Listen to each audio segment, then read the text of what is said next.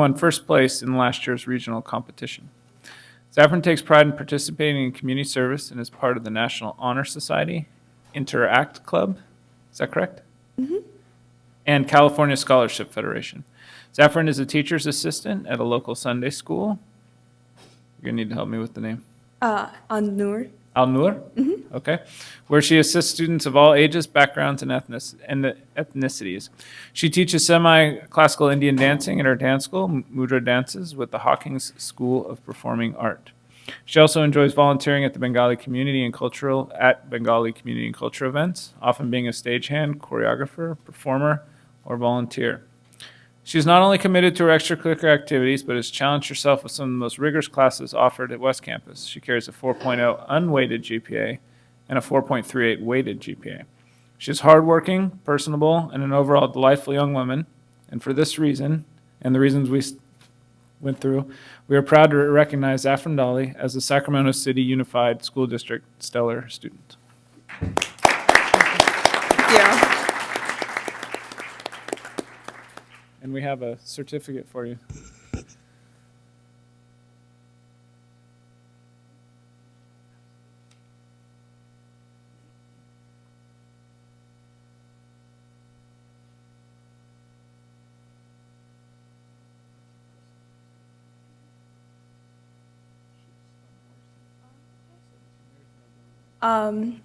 I would like to introduce myself. My name is Saffron Dolly. I would like to thank everyone for this award and this honor for being here today, for letting me be here today. It's nice to be recognized, but I work hard because I like to work hard, and so it makes being recognized even more worthwhile because I do it for myself, and then to be rewarded such a nice honor, it makes it a win-win situation. So thank you very much. You're welcome.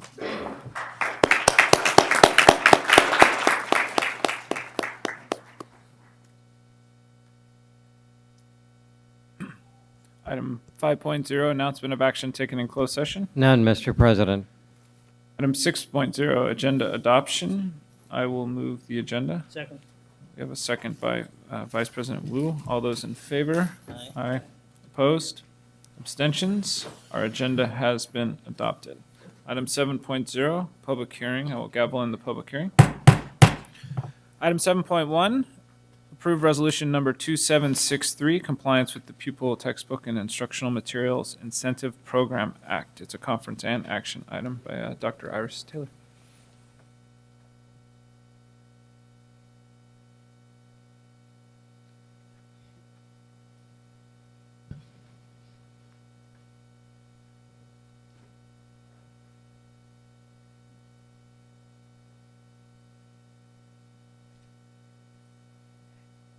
Good evening, Board President Cuneo, Superintendent Raymond, and members of the board. Tonight, I'm here to report on the district's compliance with the Pupil Textbook and Instructional Program Act, Ed Code 60119. Ed Code 60119 requires that we have a public hearing to certify that all students have sufficient textbook or instructional materials that are consistent with the content and cycles of curriculum frameworks adopted by the State Board of Education in the core subject areas, which include English Language Arts, History, Social Studies, Math, Science, Foreign Language, Health, and Laboratory Science equipment. The steps we've taken to ensure sufficiency include the following. We've administered an initial survey of sites to determine their textbook and instructional material needs. When possible, we have redistributed surplus textbooks to sites needing additional materials. And if materials were not available, we ordered and purchased additional textbooks. We have verified materials for each student. So tonight we certify that each student has sufficient textbooks and instructional materials in all subjects, including laboratory science equipment applicable to all science lab courses, which are aligned to the academic content standards and which are consistent with the cycles and content of the curriculum frameworks adopted by the State Board of Education. And we therefore recommend that you approve Resolution 2763. I'll take questions after public comment. Okay, thank you. Do we have public comment, Mr. Ross? No public comment? Do we have any comment or questions by the board? Seeing none, I'll move the item from conference to action. Second. Second from Vice President Wu. All those in favor? Aye. Opposed? Abstentions? The item is now in action. Board comment? I will move to approve resolution number 2763. Second. We have a second by Vice President Wu. All those in favor? Aye. Opposed? Abstentions? The resolution has been approved. Thank you. Thank you. Item 7.2, Common Core State Standards Implementation Funds for expenditure at George Washington Carver School of Arts and Sciences. It's a conference and action item. We have Ms. Jennifer Lopez and Ms. Allegra Alessandri. Good evening, President Cuneo, Superintendent Raymond, and esteemed board members. My name is Jennifer Lopez, and I'm the Sac City Unified School District Charter and Principal Network Coordinator. So the state of California appropriated each school district with an allocation of one-time funds to support the implementation of Common Core standards. These funds are to be expended by June 30th of 2015. Each of our dependent charters were provided the opportunity to develop their own expenditure plan. George Washington Carver, one of our dependent charters, went ahead and decided to, elected to develop their own plan. Tonight, George Washington Carver is pleased to bring to your and to the public's attention the recommended expenditure plan, which delineates the usage of the state funds. So with this, it gives me great pleasure to introduce to you the principal at George Washington Carver School of the Arts and Science, Dr. Allegra Alessandri. Thank you. Thank you. Good evening, President Cuneo, Superintendent Raymond, esteemed board members. As you well know, the state of California has designated funds for the implementation of the Common Core standards, and that Sac City offered charter schools the option of developing their own plan. As a charter school, Carver is responsible for directing its funds to ensure that they meet the special nature of our educational program, and at Carver, that is a Waldorf curriculum. And our funds can be spent in 3 areas according to the state. Those are in professional learning, instructional materials, and technology. I would like to assure you that Carver stakeholders were engaged in discussions and design of this plan, and I'd just like to acknowledge some of our Carver supporters, teachers, and parents here in the audience tonight. At Carver, we ask our students, how will you engage the world? And it is our primary goal to prepare our students for life beyond high school, for college and career readiness. And we will continue to pursue this goal as we develop the Common Core standards. The Common Core aligns quite well with the Waldorf curriculum in that we strive to develop critical thinking and creative problem solving throughout our curriculum. Carver teachers and I continue to collaborate with the district in its transition to implementing the Common Core and in transforming teaching and learning. We have participated in district trainings and leadership symposia with the district for the last 2 years. We've created a budget with these 3 areas in mind. We are dedicating, that's it, thank you, $10,000 to release days for all teachers for collaboration. We'd also like to especially identify Common Core and Waldorf alignment. We'd like to dedicate $10,200 to upgrading technology to support the new assessment and to enhance the bond funds that the district is spending to upgrade technology in all the schools. You can see that the bulk of our budget we would like to dedicate to instructional materials, to purchasing the Integrated One math textbooks and ELA supplemental materials for grades 9 through 12. Teachers will have a major role in deciding and determining these instructional materials and textbooks. So what do we expect? We expect that teachers and students will better understand the Common Core standards by engaging in the training and collaboration using the new materials, and that teachers will be very familiar with the Common Core standards. We expect that using the new texts and the instructional materials will provide many opportunities for teachers to design and plan and collaborate to design new curriculum. And with the early administration of the SBAC assessments to students in grade 11, we know we will have valuable information and data regarding our technology readiness and curriculum and instruction program.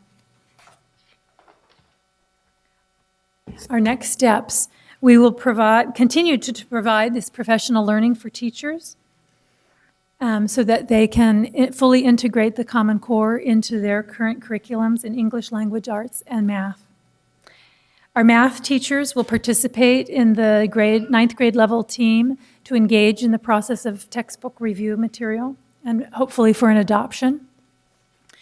And we will use both the SBAC anecdotal evidence and quantitative data to improve our technology and an instruction of our program.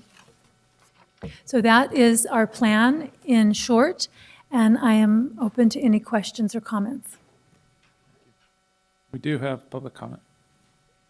We have 2 comments from Darlene Anderson and Nikki Malevsky.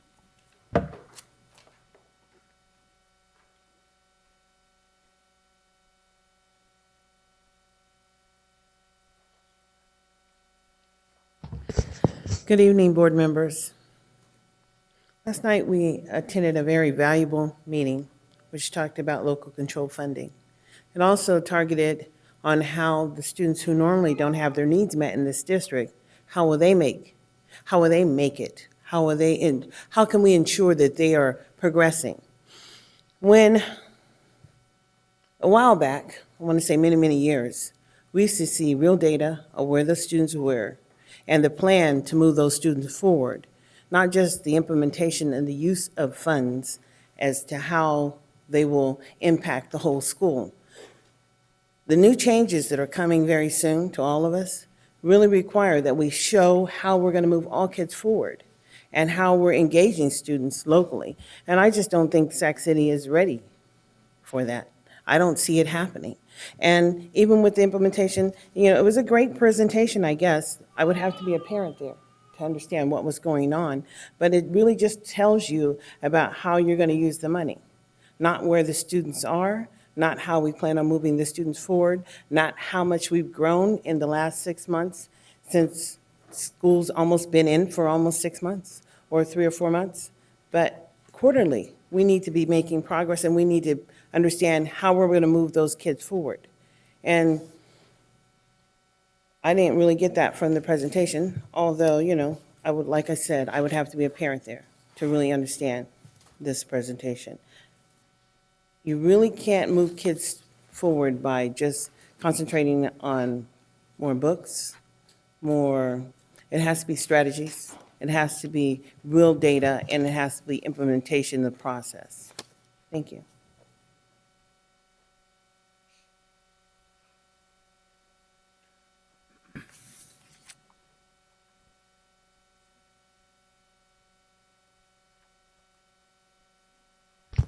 Good evening, board members. I'm afraid on behalf of SCTA, I have to report that this plan was made without representation of the teachers at George Washington Carver. We expressed our concerns about this to the academic office, and they were well aware of the concerns that the exclusive representative of teachers need to be present in this arrangement. So, thank you.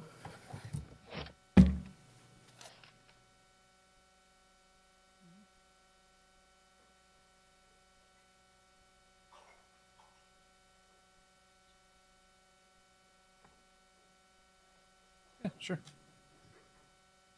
I would like to address that last comment. I would like to assure you, and I think my teachers who are present tonight can assure you that they were part of developing and writing this plan and had input, as did our parent groups and our advisory board. Thank you. Do we have any board comment or questions? Trying to figure out who this is. I think it's Member Rodriguez. We all switched seats tonight. Yeah, it's okay. Go ahead. Over. Hi, good evening. It's always a pleasure to have you here. Thank you.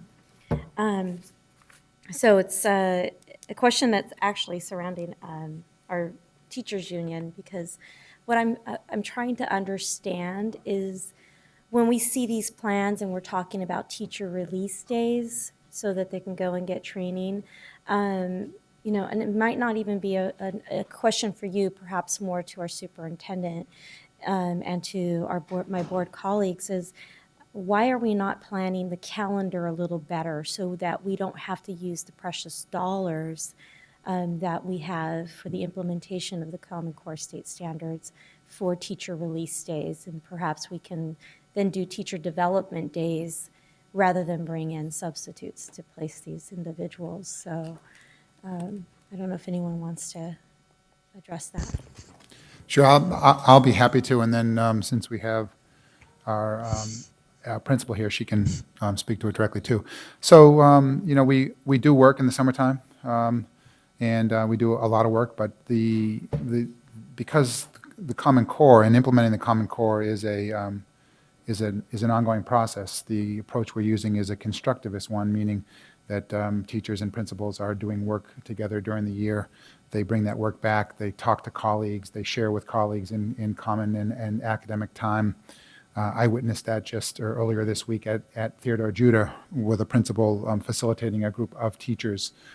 Again, there's only so much you can do in the summertime, and Common Core is not something that you can do 2 or 3 days and then you know the Common Core. It takes time. You have to do the work. You bring it back. You look at student work. You engage with colleagues. Then you bring that work back. And again, we can't expect our teachers to do it before school. We can't expect them to do it after school all the time or on weekends, as everyone has lives. So we try to do it judiciously. We have conversations and discussions with our partners around setting the calendar, and we try to, I think, balance between when can we get all this work, when can we not, and the Common Core is a huge shift. We know that it's not going to happen overnight, and we're going to be doing this for several years as we continue to move forward, and particularly as teachers at the elementary level have both English language arts and math. Again, we can't expect people to learn it overnight and in one session. But please, I'd like, and then Iris, Dr. Taylor can come up and also speak to that. Thanks. At Carver, we're approaching this in 2 ways. 2 teachers from math department and 2 teachers from ELA will go to 4 days of training, to the district trainings. But also every teacher will have the option of taking a release day during the school week, or use those funds for their own remuneration for working collaboratively on the weekend or evening. So the choice is really for the teachers, because we do feel at a small school or a very small school, we feel the impact when one teacher is out for the day. That means even half of our students have a substitute. So that's an important issue for us that we take very seriously.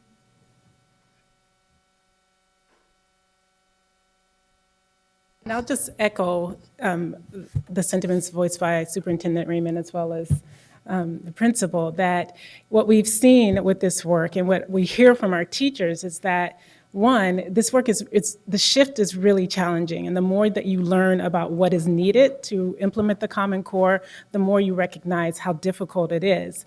And that, what I've heard from them is that it's very difficult to do this work after working a full day and then having to, stay after school and then now engage in this new learning. And so the plan outlines multiple options for teachers depending on what it is that they need. Some of it is, yes, being released for the day, coming and engaging collaboratively with their colleagues, because we recognize too that the learning isn't just you sitting in a room trying to figure it out by yourself, but you need to engage with colleagues at your site as well as colleagues across site.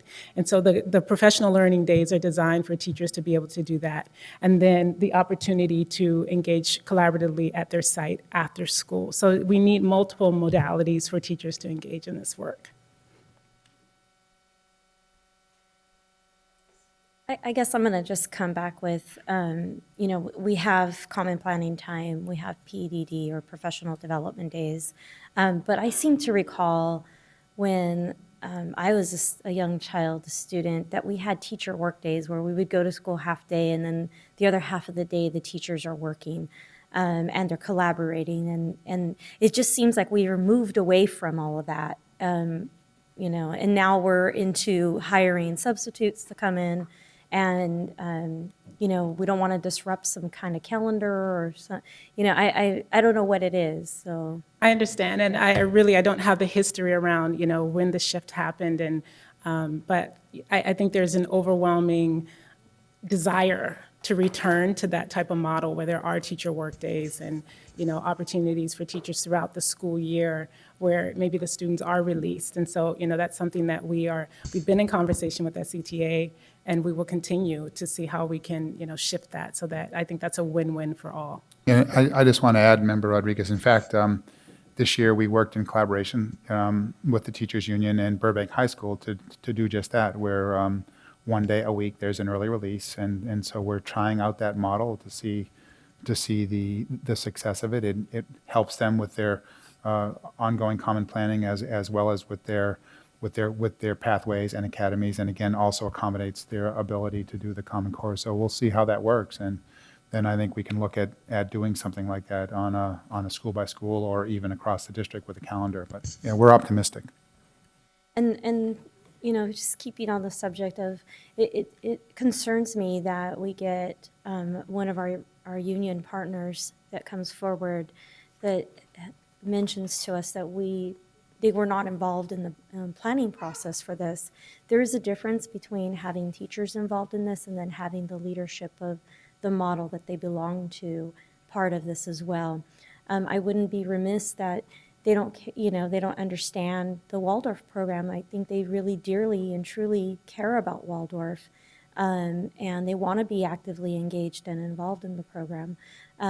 So I'm very concerned about the lack of involvement from that body with this plan. So that's my last comment. Thank you. Seeing no other comment, I will move the item from conference to action. Second. I have a second by Vice President Wu. All those in favor? Aye. Aye. Opposed? Abstentions? We are now in action. So moved. We have a motion by Vice President Wu to approve the implementation funds expenditure plan by George Washington Carver School of Arts and Sciences. I will second that. All those in favor? Aye. Aye. Opposed? You know, before I add my vote, is it critical that we vote on this tonight? Is it, if I say, I understand your question. If you were Yeah. going to vote no, well, can we just ask generally, if it does not pass tonight, what are there consequences? So, Dr. Taylor, can you come back up, please? Sorry to interrupt your conversation. Can you address the timing? I know that state plans are due to into the Department of Education. The district's plan has already been submitted. Can you please clarify? Can you repeat the question? I'm sorry. Sure. So if the item is not approved tonight, are there any consequences to that? The only consequences are the use of the funds. So they can't begin to utilize the funds until the plan is approved. And I would say that, you know, they're slated to participate participating in some of the district professional learning. Our next session for mathematics is December, the beginning of December. So, you know, it'd be ideal if they could participate in that and utilize the funds for that, so. or it could be brought back at the next. Is that sufficient answer? Yeah. Well, we have a motion and a second, so we'll take the vote. But did you get what the answer you wanted first before we take the I vote? did. Okay. You could always bring it back on the next agenda before December. So my vote is no on this right now. Okay. So I think we had 4 ayes, 1 no. The item is not approved. So we will, if necessary, have to bring it back at the next board meeting.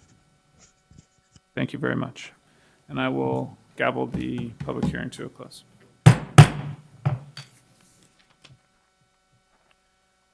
And I forgot to read the statement at the beginning of the meeting. This meeting of the Sacramento City School Board is being videotaped in its entirety and will be cablecast without interruption on Metro Cable 14, the Government Affairs channel on the Comcast and SureWest cable systems. Today's meeting will air Sunday, November 10th at 9 a.m. and Monday, November 11th at noon on Channel 14 and webcast at www.sacmetrocable.tv. Members of the audience wishing to address the board should fill out a speaker identification form located in the back of the community room and give it to our Chief Communications Officer, Mr. Gabe Ross, here to my right. Prior to the conclusion of the item's presentation, please speak into the microphone when addressing the board and state your name for the record. Responses to questions by the public will be posted on the district website prior to the next board meeting. Please limit comments during public comment to items not listed on the agenda. If you are found to be commenting on an item that is on the agenda, you'll be asked to defer until your item comes up on the agenda. Please also remember to turn off all cell phones or place them on silent or vibrate. We have item 8.0, public comment. Mr. Ross. We have 4 public comments on 8.0. Mark Epstein, Darlene Anderson, Grace Trujillo, and Jessica Arriaga.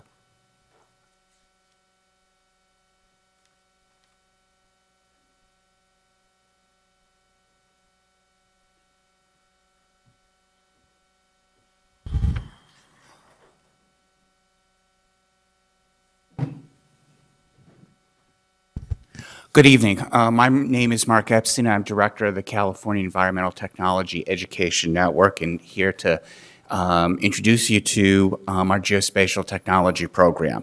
And I know with that, I've probably already, okay, what is he talking about? And I like to quote David DiBiase, emeritus professor, mapping scientist from Penn State University. For those insiders, the transition to digital geography has truly been revolutionary. It has changed the science agenda, it's changed the technology, it's created new occupations. For those who may not even be aware there is a field called geospatial, it has made geography ordinary. In the last couple of years, we've had a massive evolution in the technology, moving from software to the online environment, which now makes it very practical to be implemented and utilized in K-12. And for this district, it has a lot of possibilities since this district has adopted in its 9th grade curriculum its geography and global issues curriculum. And this summer, with a lot of the changes we have developed to introduce teachers and students, a one-day web mapping workshop as a pullout, and I have contacted about a majority of the principals through a letter and email without a response on that, is possibly bringing that to the various school sites in the district. The material that I've provided to you will give you an introduction. You've got the written material. You've got a guide there to go to our online map gallery, which is an example of student work, well, based upon student work that across the curriculum. And then on the video, you got the 5-minute trailer from the Geospatial Revolution from Penn State, and then about 15-minute description on our Introduction to Geospatial Technology program. As you review that material, you'll see the connections and advantages for implementation of Common Core across the curriculum, and also skill set to assist for students on the SBAC test. Thank you very much.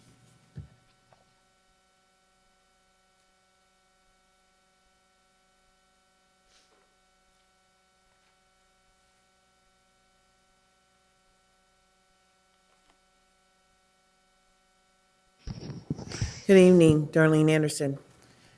I mentioned before the meeting last night, and it was about school funding, and it goes a major essential reform. And what parents were invited? Parents from Didion. Not all parents. All parents were not included. Kind of reminds me of my present school is going through the accreditation process because they're not accredited, but they're not engaging all the parents there either. The most important thing about education is that you go for 12 years and you're able to be functional, basic functional, after you graduate. In this district, there are many children who are in poverty who are not graduating with the ability to get a basic job. And that would be the governing board's responsibility, but the superintendent would be in charge. We are getting ready to transition from providing services to children by program to individual services, because each child will earn $1 the same dollar amount. And how this district chooses to transition is going to be major because it requires that the staff become engaged with the public. So the public really understands that certain programs won't have the same funding anymore because those dollars don't exist. And the students who are generating the funding are the children in poverty.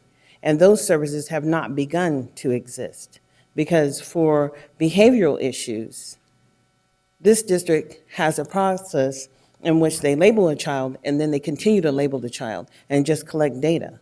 And pretty soon the child is totally dysfunctional and not able to seek employment after they graduate, which most likely they go to jail.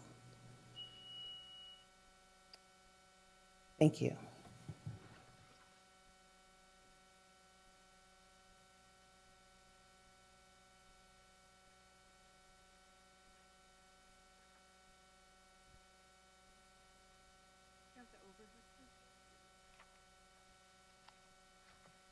I have some documents.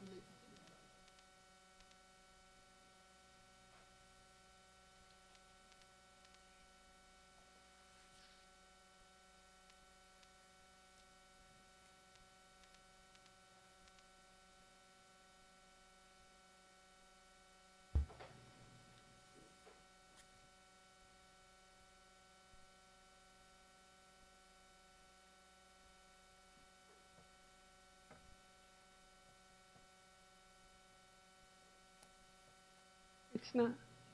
I don't think it's on.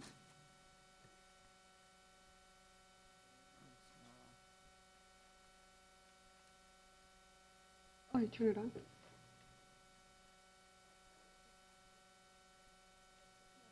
It's not on. Oh.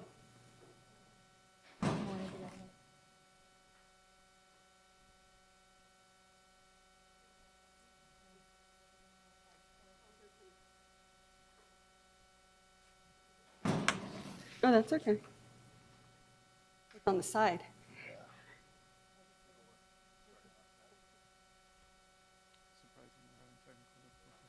It's surprising we're having technical difficulties. It is.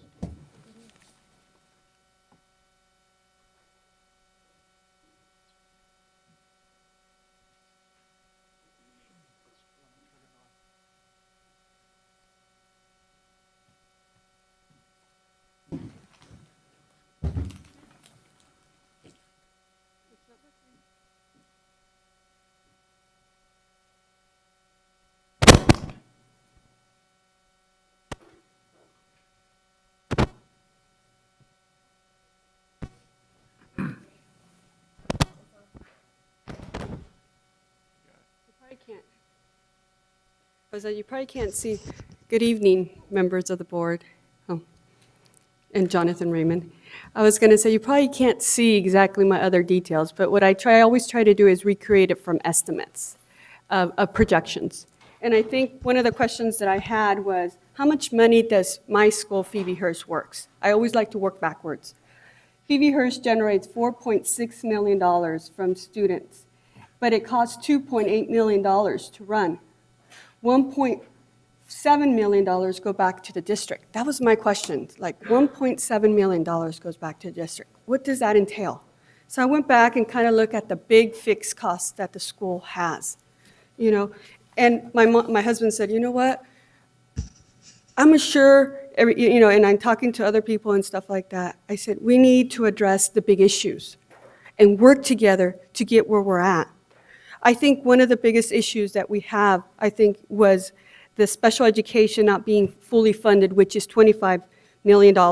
Also the COPs that are $5 million that as well are not being, there's going to be additional costs because our schools are old and they need the additional repairs. Also the retired benefits, it's $77 million that goes straight off from our account. If you average it out, for example, there's 77 schools. You divide that by 77 million, that's 1 million. That's 1 million from Phoebe Hearst that goes out. Then you have the COPs. For example, I know we need additional construction costs. And let's say, for example, our schools need major repairs. that's another, let's say, $100 million. That's roughly like $500,000. Then you have special education that's not have been fully funded. My question to the board is, how are you guys addressing this? What are you guys doing? As a board, are you getting additional funding for special education and advocating? So that way, our schools get that $25 million that goes to education to help our kids. Because that's the key thing. I notice right now, I think I was reading an article in the Sacramento Bee. It was really sad to hear and see that our board is falling apart. The union is not working together. The parents are advocating, going different directions, and we're all doing different things. Just what happened right now is a perfect example. I think we need to work together. This school, if we want our school to function in the future, because based on these costs, and they continue to go up, if these costs continue to go up, it eats up into the cost of the schools. If we could finish the thought. And that means there are additional services for the children. As a parent, I want to know, what are you guys doing? What your projections are? How are you guys going to handle it? And we, like I said, we need to work together in order for us to be successful. Thank you. And please do not shoot the messenger. I think, like I said, over the years, I've always come and voiced my opinions, but I voiced it from the heart and honesty, because there's no one paying me or anybody advocating. And I think I do it independently. Thank you.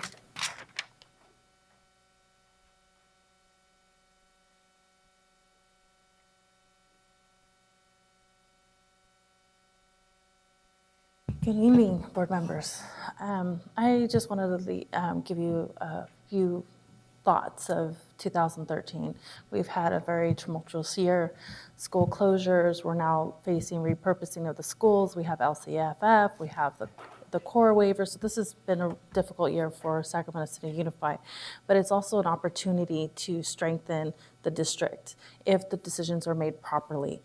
If we go about it and take the proper steps to engage our stakeholders, our unions, and the parents that are advocating for the children, we can really strengthen the Sacramento City Unified. And I'm imploring that you do that, especially when it comes to repurposing the schools. Please make sure that when you take a school from a community, you've deprived it of a resource.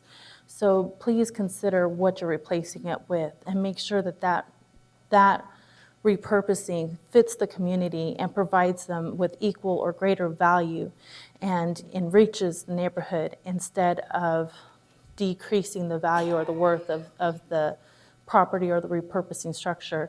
I think if that's done properly, you can start rebuilding communities and rebuilding the faith of the public that you do have our interests at heart. Although you may not be my elected officials, you as a collective group are making decisions that impact me and my community as a collective group. So I'm asking that all of you, when you're considering the repurposing and restructures of these 7 school sites, that you consider what you've stripped the communities of, and you make sure that they are purposed in a direction that suits that community and enriches the neighborhoods. Thank you. Our last public comment on 8.0 is from Joseph Adams.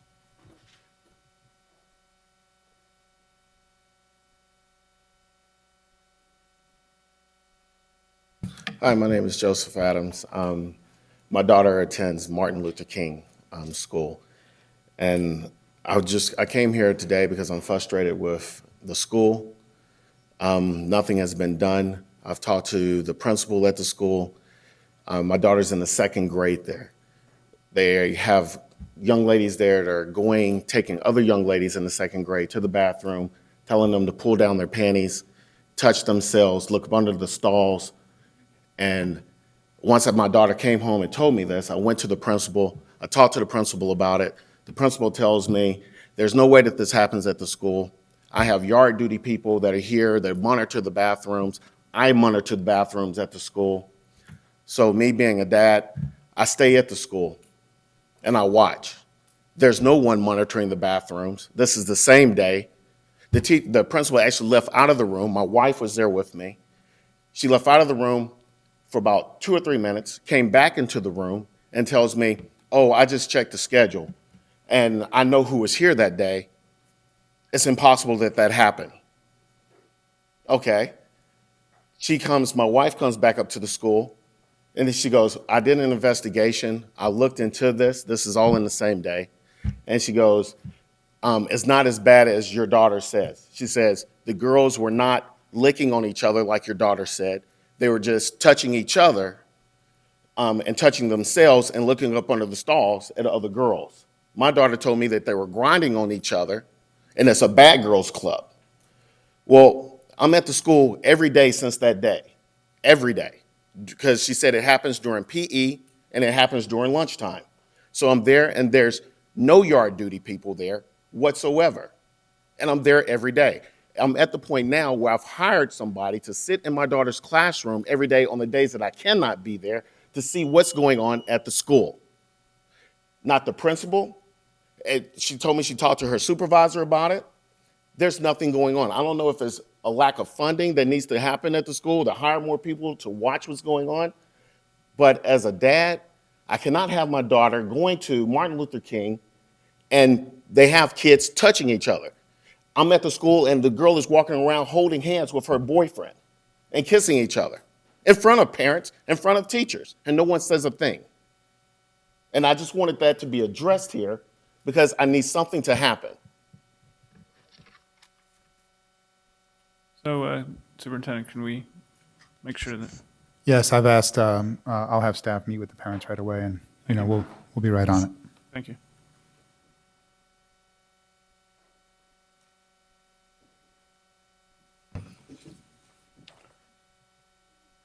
More, okay. We have item 9.0, consent agenda. Do we have any board member? Okay. Does anybody want to make any comments or questions? No, seeing none, we have a motion to approve the consent agenda by Vice President Wu. I will second that motion. All those in favor? Aye. Opposed? Abstentions? The consent agenda is approved. Item 10.0, communications. 10.1, employee organization reports, CSA. SCTA.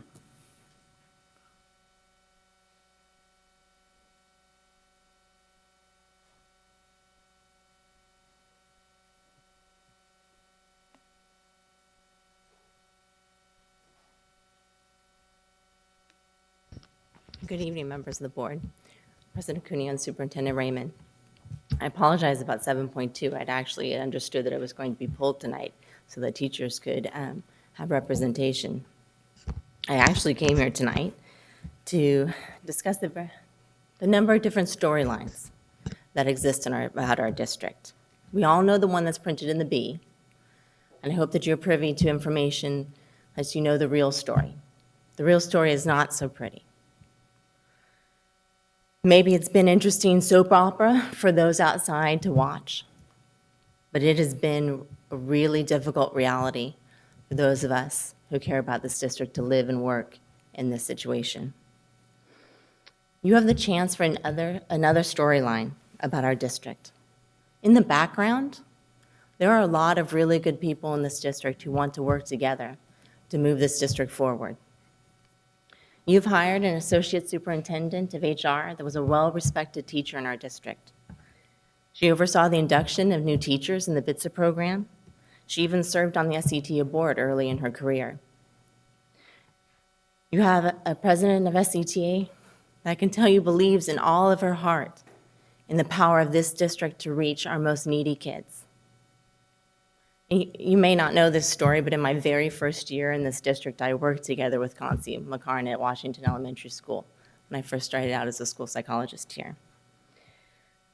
You have a second vice president of your Teachers Association who was a founding teacher in the Parent-Teacher Home Visit Project, a national model of collaboration between this district, the teachers union, and the community that began 15 years ago and is still standing today after 4 years of the current administration.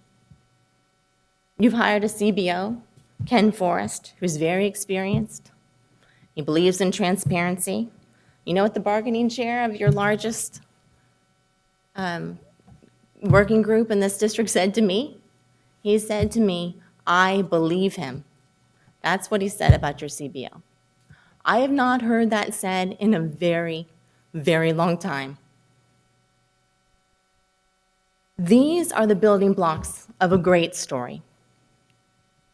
Why not begin building with homegrown relationships built on earned trust and real collaboration? Why can't this be our story? Maybe this level of mutual respect and common purpose may not sell tabloid newspapers or get anybody rich quick. It may not even further anyone's political careers, but it is a darn good way to run a school district. Thank you for your time.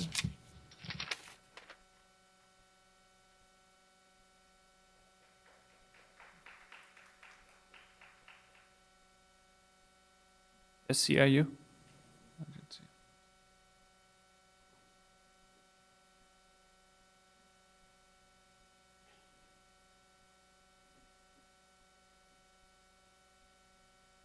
Good evening, President Cuneo, board members, Superintendent Raymond. Ian Arnold representing the classified employees here at the school district. We've gone through a lot of change just recently. We see some more change coming up with resignations, retirements, a lot of things happening. Within SEIU, we'll be reporting out shortly. We're having a change in our leadership group. We'll make those results available to everybody on Monday. They'll be official. But I want to sort of talk a little bit about what Nikki said. There have been some changes, both good and bad. I mean, we know that morale, at least amongst the classified employees, is very low.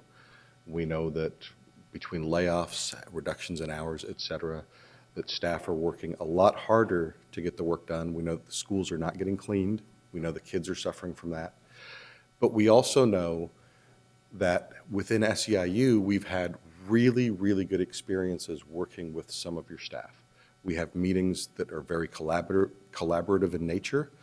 We've developed that kind of trust with some of your staff, and we'd like to continue to develop that trust with more of your staff.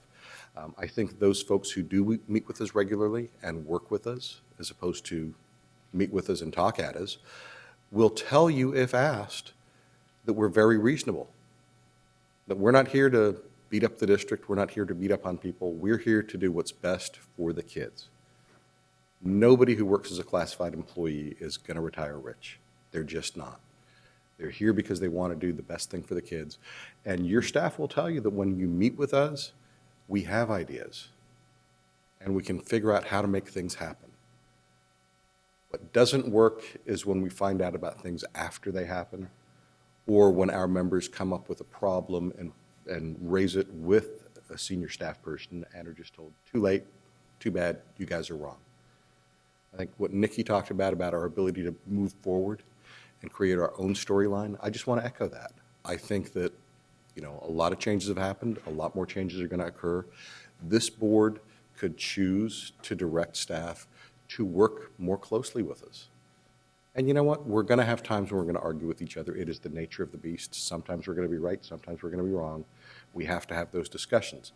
But let's have those discussions honestly and with mutual trust and respect. Thanks.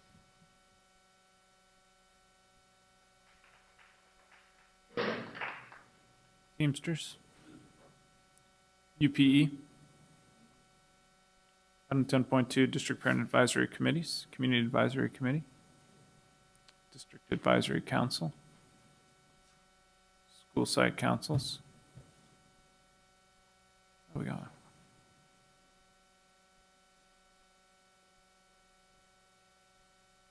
Hi, good evening. My name is Angel Garcia, and I am a school site council member at Cabrillo Elementary School.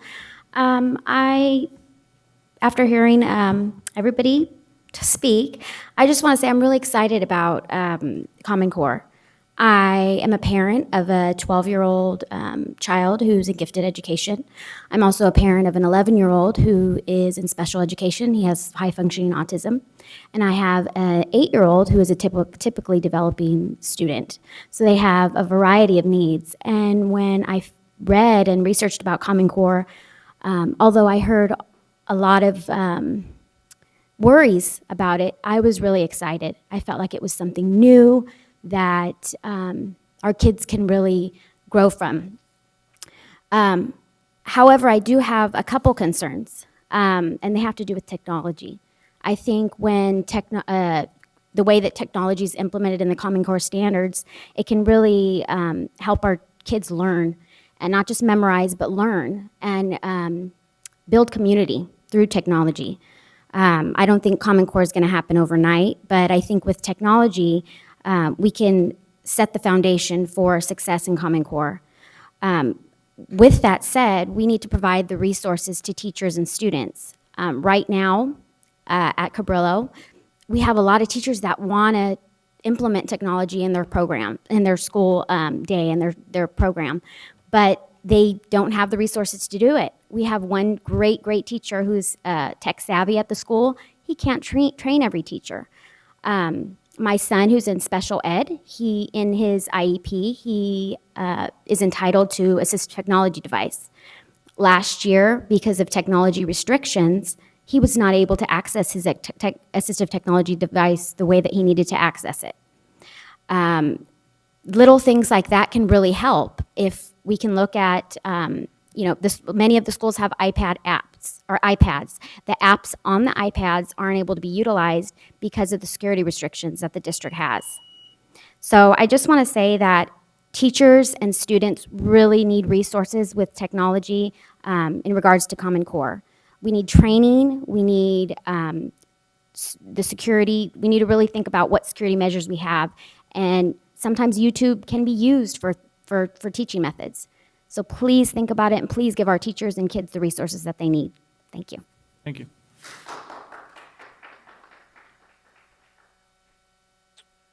District English Learner Advisory Committee.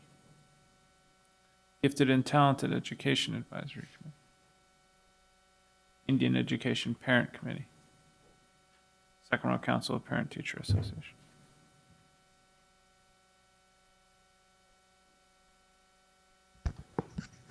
Good evening, board members, President Cuneo. I'm Terrence Gladney, President of Sacramento Council PTA. I want to first publicly thank all of the parents, community members, and also board member Pritchett, as well as staff that came to the SEL forum that was held at Health Professions and co-hosted by the district and Sacramento Council PTA. And I also want to thank the parents, community members, and board member Pritchett who stayed for our general meeting. We really held it in a different forum. Like I said before, it was an engaging mechanism and method for us all to get to know each other better. All of our parent leaders left that meeting just reassured that, the issues that they face at their school sites, they're not alone, that they are part of a family. And at Sac Council PTA, we open up our family to anyone, whether they're a part of PTA group or any other type of parent group, including DAC, ELACs, and everyone else. We're really trying to build capacity amongst all parents to better understand things such as local control funding. On that note, the LCAP meeting that was held last night, I think is a great first step, but for myself and my SAC Council board members especially, it was a challenge because that was the third consecutive board meeting that we had that had an overlapping district meeting scheduled at the same time. For at least 3 years I've been involved in SAC Council PTA, we've always held our board meetings on the first Wednesday of every month. So it's not a new thing. It's just something that needs to be put into place where there are measures that you guys recognize that we are volunteers, we have limited time, and having that consistency in our board meeting time allows us to do the work that we do. So, one of the other meetings that was overlapping was, a district budget meeting. So our parents are supposed to choose between being engaged in very paramount and very critical reform measures, or are they supposed to commit to the volunteer commitments that they've, taken on to serve all children across the district? In the Leadership Academy, a parent asked me, why do our parent groups not collaborate more? So that's, us as SAC Council PTA, DAC, CAC. I think last night might be a reason why. Because, there's arbitrarily and unilaterally scheduled district meetings that we're also part of these different committees, and we also have our own commitments to our own groups. So how are we supposed to choose? I'm one man and I can be in one place at one time until I guess they legalize cloning. But at this point, I have to choose, and I had to really leave before the meeting even started last night because I had to be in the Parent Resource Center to conduct my own board meeting. So, let's talk about what's important, and I think that, again, it comes down to communication. It comes down to commitment to priorities and establishing priorities jointly, not saying what the district priorities are or what parent priorities are. What are our priorities together? And that's sitting at the table, not telling us when the meeting is. It's asking us when the meeting is convenient for us as parents and the people that we represent. I would like the district to model best practices. Finish up our thoughts. especially at the staff level, model these best practices, because a lot of the same things that we see as district level parents, they trickle down to the school sites. And on that level, 90% of our time as leaders at SAC Council has been attributed and contributed to alleviating issues that still linger from the school closures. I know that the transition meetings did take place for a while, but I think that they were district-centered. There's still issues about communities coming together and building a single community from two communities, and those things still linger, and that's what we as volunteers are having to commit our time to. So we solicit you guys' support in getting that task completed, and that you guys ensure that just because the school year started with those two communities together, you guys finish our continue to thoughts, support please. them and nurture them as they need to. Thank you. Thank you. Item 10.3, Superintendent's Report. Jonathan Raymond. Thank you, President Cuneo. We shared last evening at our first community meeting for the local control funding and the local control accountability plan that Governor Brown on July 1st, thanks to Mr. Ross, he corrected me. I thought it was June 30th, but it was 105 that day, so hard to remember. But he signed the historic legislation which changes the way funding is distributed in California, as well as how those dollars are held accountable for student learning at California Middle School. We're really proud to be part of that historic moment. And as the new legislation begins to be implemented, and as the governor's office and the California Department of Education, along with the state board, begin to look at adopting regulations as well as templates for the local accountability plan, last evening we convened our stakeholders to begin the process of learning together, of beginning to understand how the dollars will flow, what the priorities are, what the changes are, and what is to be expected as we begin to craft a plan that will work for Sacramento. We gathered a large cross-section of stakeholders, of students, of parents, staff, as well as community members and partners, and began that process and that journey of learning about these changes. We had a major employer in our community, SMUD, help facilitate this meeting, and at the meeting, Janelle Kubiak from West Ed, who has been charged with helping the governor's office and the state board develop and draft the regulations and the local accountability plan template, come and explain. It was the first step in a long journey of beginning to look at how this unfolds in Sacramento. We'll be meeting on a regular basis, monthly, to begin that process, and as more information becomes available, we'll be sharing it together, all in an effort to begin that process of putting a plan together that works here for the children of Sacramento. And we'll be bringing back to the board an ongoing update, and we'll be scheduling a workshop for the board later this month so that that process can also be, that learning journey can also take place here at the board. Thank you. Item 10.4, President's Report. The first thing I wanted to express was Member Pritchett did ask me to express her apologies for not making the board meeting tonight, so I wanted to do that on her behalf. Secondly, in regard to the impending loss of our superintendent, Jonathan Raymond, we have, as a board, had some preliminary discussions and are looking to name an interim in the near future.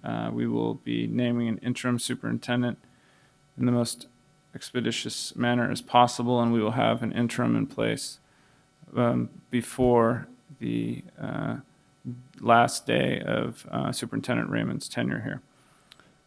I can say that personally, it's my firm belief that we should have an interim in place by the first week of December at the latest.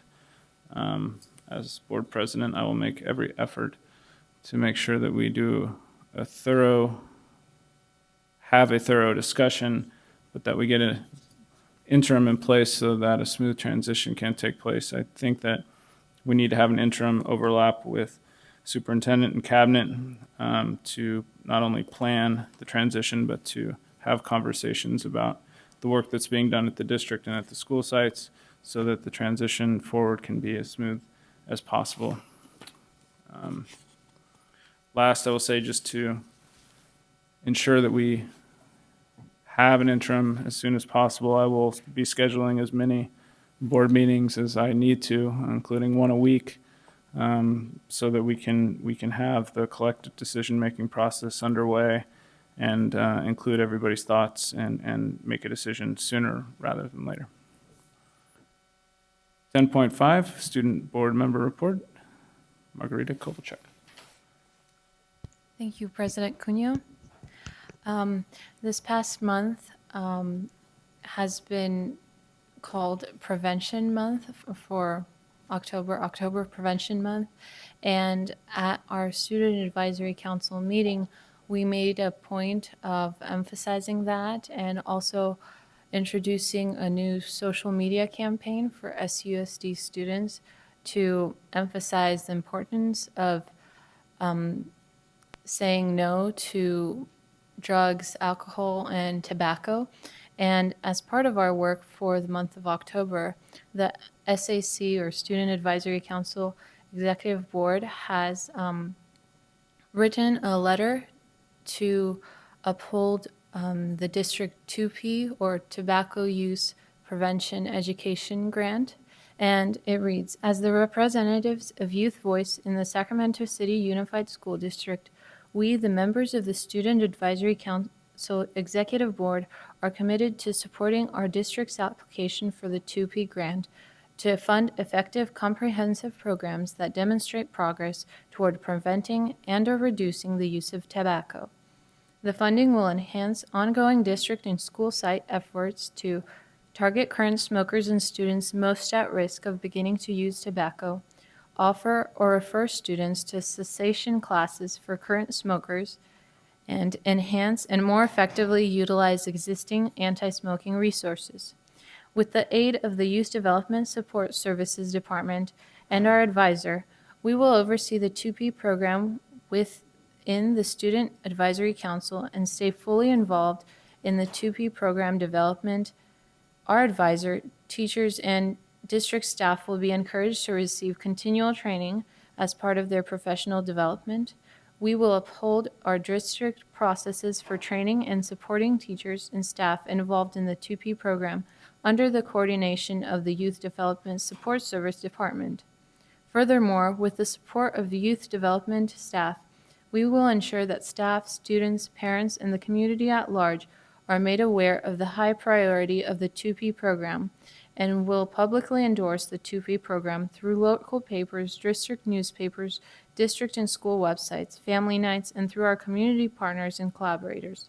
In this partnership, we will work collaboratively within the district and county tobacco control program coordinators.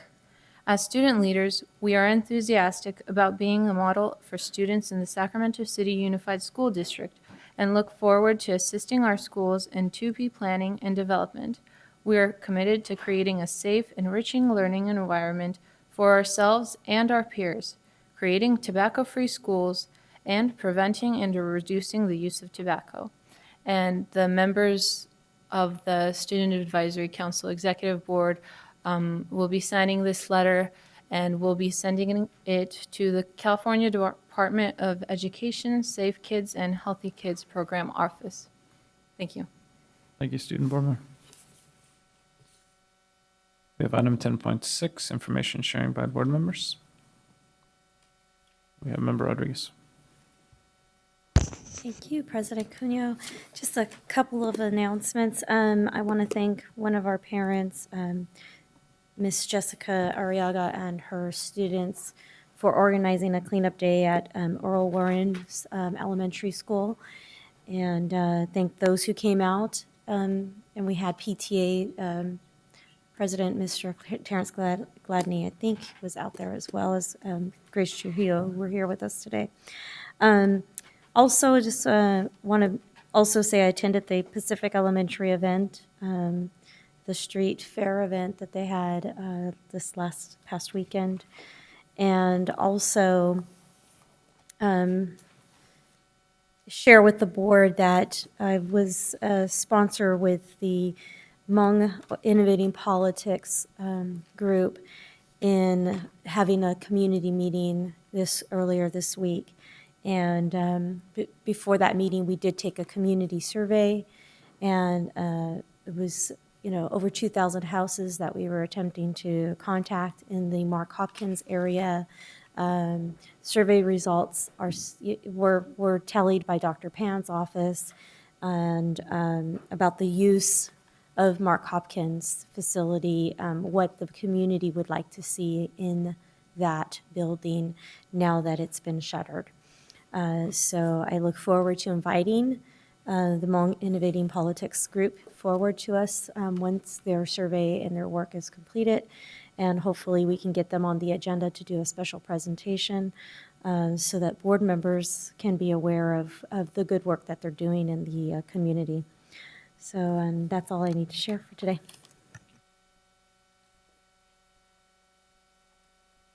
Vice President Wu.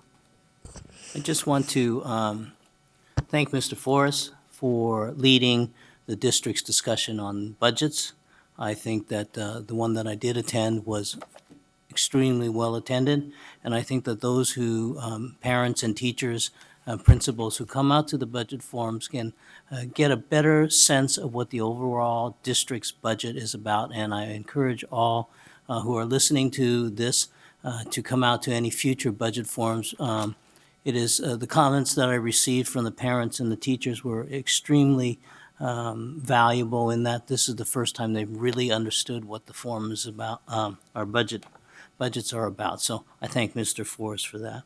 And then I want to share with my colleagues that last night I was here for the LCFF discussion and LCAP discussions early on. I was encouraged by the number of people who showed up, but I recognize that what is ahead of us as we incorporate the suggestions of the committees as we prepare our budgets is going to be extremely, extremely difficult. But I want to encourage all, again, to continue to participate because your voices, as we hear time and time again, that we need more outreach and we need more participation from the members of the people that we serve, that we really would like to hear what your input is so that we can make sure that those ideas and issues that you have are given due consideration when we go through to approve the budget. Thank you.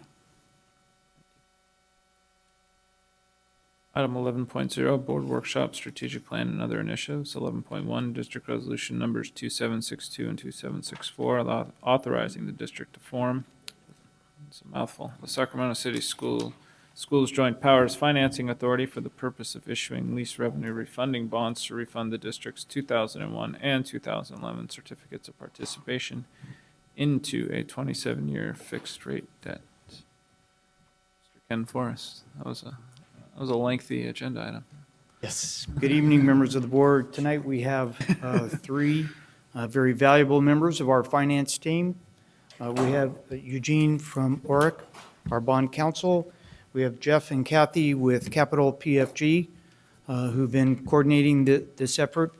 Just a brief reminder, this is being done to ensure that we do not incur an automatic rate increase on the existing certificates of participation of 9% effective March 1st, 2014. So with that, is it Jeff or Kathy who's going to?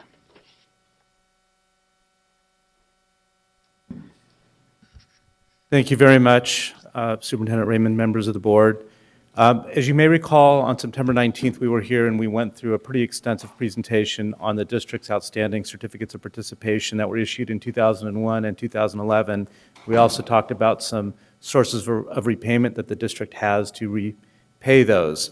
Tonight, we're just going to pick up that discussion. Most importantly, the board was interested in some hard numbers. Now that we've done all the planning, we can present those to you tonight. Before we do, just as just a brief refresher, 2001, the district issued COPs. There's currently 32.6 million outstanding. They're fixed rate COPs. They have an interest rate of 5%. The annual payment on that is about 2.8 million.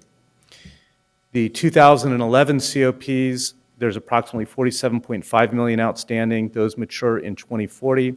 You may recall that those have a variable interest rate, and as Mr. Forrest said, they are subject to a mandatory tender, which means they must be converted to another variable rate issue with the escalating debt service or simply restructured. Those 2011 certificates of participation have been helpful. Previously, the interest cost has been fairly low of $2 million, but when they do convert to a new issue, we're going to, in the future years, have escalating debt service. And slide number 6 depicts that. What you see on this slide is a converted 2011 certificate of participation. It's variable interest rate, and you can see in 2022 the debt service greatly increases. So the district would essentially be going from payments of $2 million a year up to approximately $5.5 million a year on top of the existing payment of $3 million on the 2001 certificate of participation. If the district were to do nothing, on March 1, 2014, there's a default rate of approximately 9% that would kick in. That would cause payments to jump to $4.5 to $5.7 million on top of the payments that exist on the 2001 certificate of participation. And for your reference, on slide number 8, we're showing both the 2001 and what a converted 2011 COP would look like together. And essentially, the annual cost is $5.2 to $6.5 million. And then in 2031, when the 2001 COP drops off, the debt service would be $3.8 to $5.5 million. So what we've done is we've looked at the current interest rates. As you know from our discussion last time, it's a good time to refinance. Interest rates have actually come down quite a bit. And this is a graph on slide 10 of the 10-year Treasury. It's been in the 2.6 to 3% range, and that's been fairly consistent with municipal interest rates. The current level of savings on the 2001 certificate of participation is about $420,000 a year, which equates to $2,450,000 over the next over the life of the outstanding certificates of participation. Plan is to refinance those 2001 certificates of participation, take those savings, and help offset the costs of restructuring the 2011 certificates of participation. The 2011 certificates of participation, it's not a refinancing for savings. We're simply converting out of a variable interest rate into a long-term fixed interest rate, keeping the maturity date the same, avoiding that escalating debt service, and simply leveling it off and using that incremental higher cost of leveling it off, mitigate that incremental cost through the refinancing of the certificates of participation. So we were trying to come up with the best way of providing the district with the lowest cost of funds. We are going to do that by recommending a traditional public offering, which you're familiar with, and combine that with a direct placement. And I'm going to describe what those two things are. With the traditional public offering, the district simply sells bonds to the bond market at a date of pricing. With the direct placement, the district is working with a large financial institution to sell approximately $25 million of bonds up front. And the benefits of that is we're able to lock in an interest rate and not be subject to a lot of the market risk and actually achieve lower interest rates on that. And I'll get into that a little bit more. I did want to provide you with an estimated bond sizing, and that's provided on slide 17. This slide is broken down between the refunding of the 2001 certificates of participation and the 2011 certificates of participation. For your convenience, I would suggest that we just look at the total numbers. There's about $76.9 million of par amount of debt that would be issued. We're expecting to receive a premium from the investor on that of approximately $3 million. The district needs a total of approximately $82.6 million in order to accomplish this refinancing. So the question is, where does that $82.6 million go? Well, approximately $81 million goes into an escrow fund. There's approximately $440,000 worth of cost of issuance, and I'll give you detail as to what that is. There's an underwriter's discount, which is going to be paid to Citibank, who will be underwriting the bonds through the public offering and also assisting with the direct placement. There's also bond insurance and a surety bond reserve, which will go to reduce costs. And in a moment, I'll get into the slides of what the cost savings of that is. So all told, that's about $82.6 million. The savings here are about $350,000 when we blend the public offering with the direct placement. And the reason why we're saving money basically is because through a direct placement of $25 million, the district does not have to purchase bond insurance on that $25 million piece, and there are also lower costs by way of sales commission by selling that $25 million directly to a bank. In the event that the district is unable to qualify for bond insurance and a surety reserve, the district would have to borrow additional monies in order to secure its financing. So right now, we're hoping and we are pretty confident that the district will be approved for bond insurance. It's not a sure thing. There's a cost to it, but the benefits are great, and I'll get to those benefits in just a moment. We have here on slide 18, this is a breakdown of the cost of issuance. Essentially, these are the various fees that are required in order to complete the restructuring. Slide 19. This slide is used to demonstrate the combination of the public offering and the direct placement. The direct placement is used in that part of the interest rate curve, which is most advantageous to the district. So from years 2023 to 2033, that's when interest rates are significantly higher in the public markets than they are through a direct placement. And slide number 20 is the blended public offering and direct placement. So by blending the direct placement and the public offering, the district will save about $2.9 million over the remaining 26-year term of the bonds, if bond insurance is available. So if the green portion is the blended public offering and direct placement model with insurance, the next level is assuming that the district were unable to achieve the direct placement, and the district has been very engaged in negotiating that direct placement. We're expecting credit approval on that on November 12th.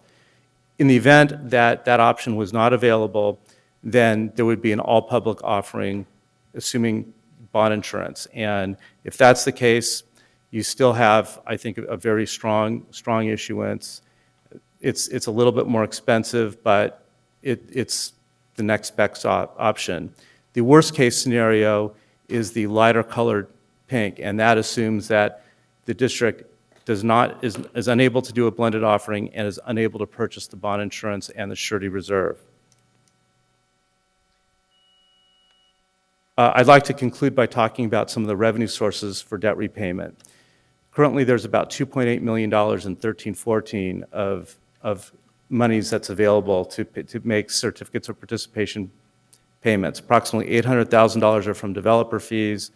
Approximately $1.5 million is in special taxes, and about $700,000 is in redevelopment funds. That would leave approximately $2.9 million left to make payments.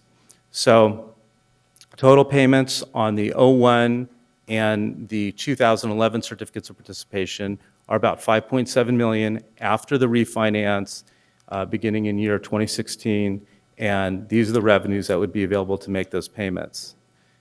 At our last meeting, there was a question regarding some capital facilities funds and what their use is. That's in their board packet, and it's there for your review. In order to most cost-effectively issue these bonds through restructuring, we're recommending the issuance of lease revenue bonds. They're very similar to a certificates of participation in that both a certificate of participation and a lease revenue bond are paid from our general fund monies. The difference is that a joint powers authority is controlled by the district. It's a more modern version of a certificate of participation, and it has a better perception in the financial markets.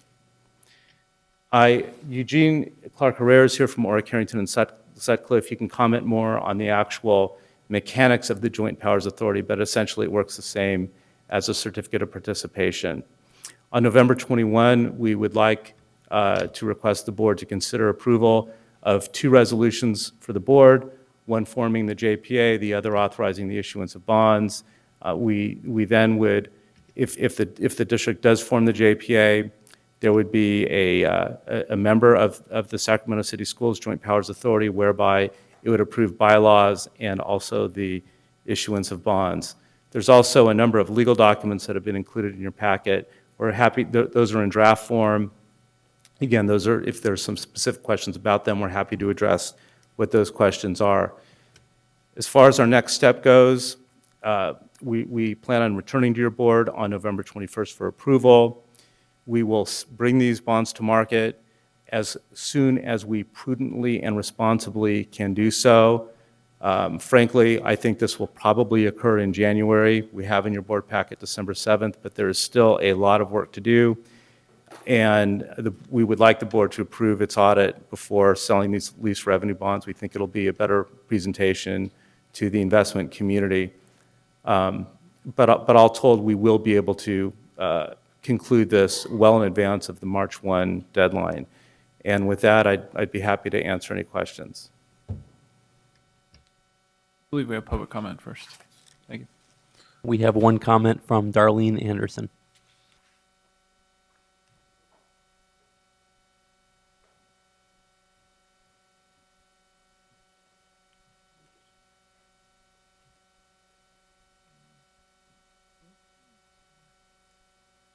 Hi, Darlene Anderson. The last time the district went into a joint powers authority, it was when Dr. Sweeney entered into it, and it was a long time ago. And it's when we got that Ponzi scheme or whatever it was that had to do with retirement. But I'm trying to understand the purpose of rushing into this and the engagement that was done in the community and what the community actually knows about it, because I don't know anything about it. And this is the first I've seen it, but if you take a loan on the debt's got to be paid, but it has to do with the services that are being offered in Sacramento. And right now, the district is not in a good position to be, as far as the services being offered to all children. And so I'm trying to understand the need of all this additional money when we're ending the year and when your last chief financial officer left, she got some additional money for the district. And the district always is in need of money, but they're not providing any services. So we have a higher dropout rate than probably anyone in the state. I know we have a large dropout rate, and even if we have kids who are graduating, they're not graduating and they're not getting jobs in Sacramento. So I'm really trying to understand the purpose of getting a lot of money and what's going to happen with that money, all before the new way that the state of California implements the local funding and the control. So what is the purpose and the use of all this money? What is the purpose for it? Why do we need so much money all before the end of the year, before local control comes in, and before we have to start being accountable to all children? Right now, there are no rules over the governing board. The governing board can act like a racketeering scheme because you guys make a decision and no one else has anything to say about anything that you guys do. And if the kids fail, oh well, the kids failed. If the kids are going to jail, oh well, the kids are going to jail. And I can come up here 1,000 times and people can look at me and I said, the kids are failing and we need to do something differently. And nothing has changed. I would like to know a really good reason why we have to have all this additional money. Thank you. This book is not available to everyone. So whatever is included in here is a table copy, and there's a table copy out there, but you didn't make it for the general public. I believe it's on the website. Wrong? Okay. It is on the website. Mm-hmm.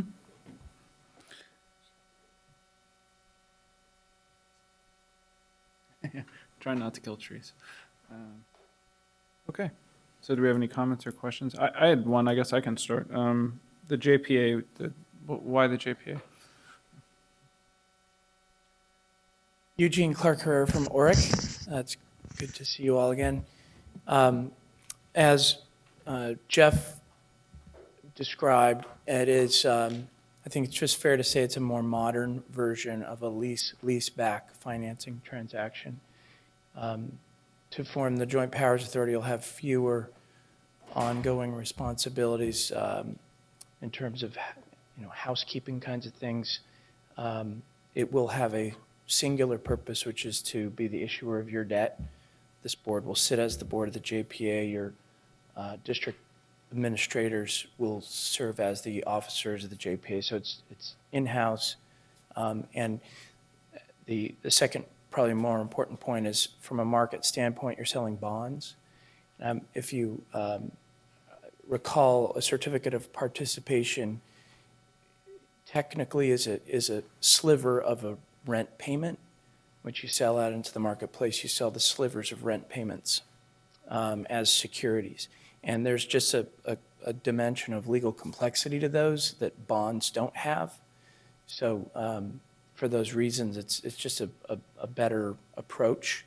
And since we're eliminating your existing COP debt, the team's recommendation was to replace it with lease revenue bonds, all under kind of one lease structure.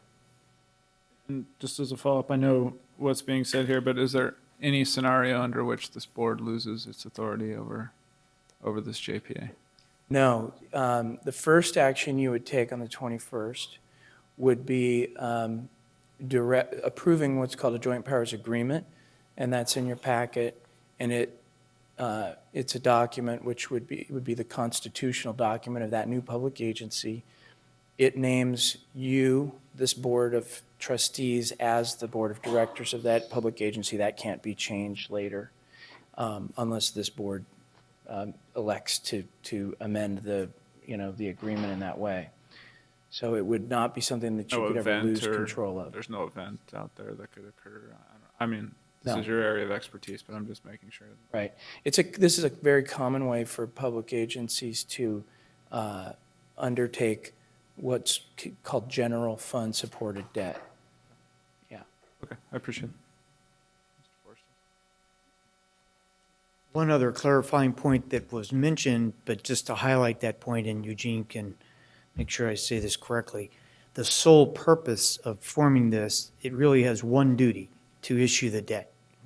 That is the purpose, and there really is no subsequent events to speak of that the board or the JPA would be dealing with. It is to issue this debt. So unlike another joint powers group, this is pretty sole purpose: issue the debt. And that debt, of course, is being issued to relieve the district of the outstanding debt on the certificates of participation and produces zero new funds for operations and/or investment. We have Member Rodriguez. Hi there. Mr. Forrest, you might stay up there. Thank you. So what my question is how does this look on our budget? Currently, our bonds show up on the top level of our budget and then later on fall off. And then everybody seems to forget that we have debt service that we still have to pay off. So what does this look like now? Does it look the same or different? It will be the same. It will show as a long-term debt obligation. You're absolutely correct. Most people have to go to the audit to find these tables. It's my intention, as soon as we get the business software updated, that we actually will start producing balance sheets, in which case you will see the debt on a monthly basis. Not that it will change significantly from month to month, but you'll see the outstanding standard, if you will, financial statements, assets, liabilities, and fund equity, which we are not producing for you now. And we will be producing those in the future as we update the financial system. So you will, and so will the public, have the opportunity to see the outstanding obligations. In addition to that, we'll probably be making an effort to show those other long-term obligations that we have for the other post-employment benefits. I knew you were going there, thank you. And then the other question is, I don't know who will answer this one, but what are the requirements of staff who sit on that JPA committee? I don't think, no special or different requirements. They would not be paid any differently. It really is an entity that sort of mirrors the district's or administration, but I don't think there would be any extra compensation for their service in that role. The Joint Powers Authority wouldn't. It will have regular meetings scheduled, which there won't be any purpose for holding them unless there's some new activity in the future to issue new debt someday. But other than that, there won't be any added responsibilities or costs associated with maintaining it. Do they have to have any special skill sets, like hold a Series 7 or any of the? No. Any type of knowledge of the sort, since they No. are placing debt or selling bonds out there? You're creating a new public agency that, as Mr. Forrest explained, has one singular purpose, which is to issue these bonds, no other duties or activities. And those activities are, from a debt issuance standpoint, no different from the activity that we just recently went through to issue Measure Q&R bonds, which also don't require staff to have any special licenses or particular certification. And then who creates this committee?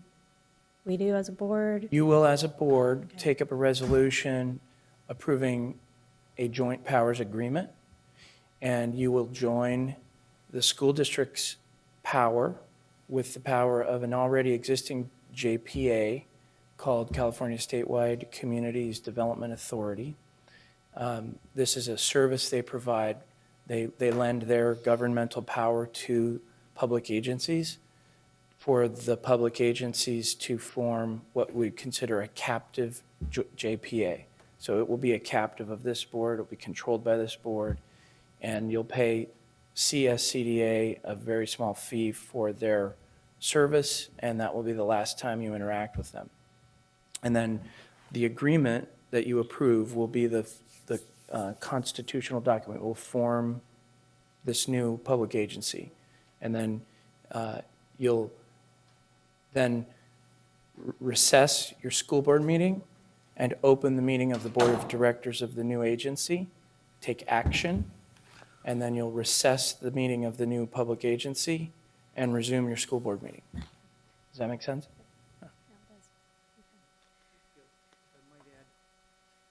I think it's important that we emphasize, unlike maybe previous JPAs, there are no district employees, no elected officials that will receive any remuneration associated with this activity whatsoever. I think that's important, that everyone realizes there's no money being paid to anyone associated with this. The benefit is the lower cost, which reduces future general fund obligations. So the benefit is really to the students of the district.